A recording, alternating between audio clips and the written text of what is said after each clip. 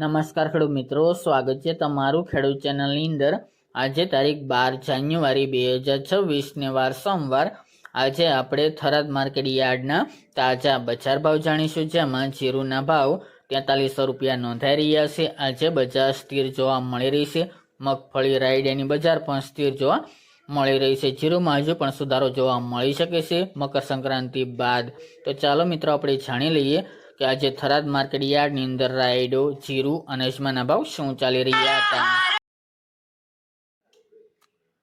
ખેડૂત મિત્રો, આજના થરાદ માર્કેટ યાર્ડના બજાર ભાવ જાણીએ તો જીરું 3300 થી 4300 રૂપિયા, રાયડો 1262 થી 1344 રૂપિયા, ગુવારગમ 1051 થી 1145 રૂપિયા, એરંડા 1290 થી 1337 રૂપિયા, ઈસબગુલ 1961 થી 2586 રૂપિયા, વરિયાળી 700 થી 1716 રૂપિયા, બાજરી 400 થી 536 રૂપિયા અને મગફળી 1305 થી 1311 રૂપિયા। તો ખેડૂત મિત્રો, આ તાજના થરાદ માર્કેટ યાર્ડના બજાર ભાવ।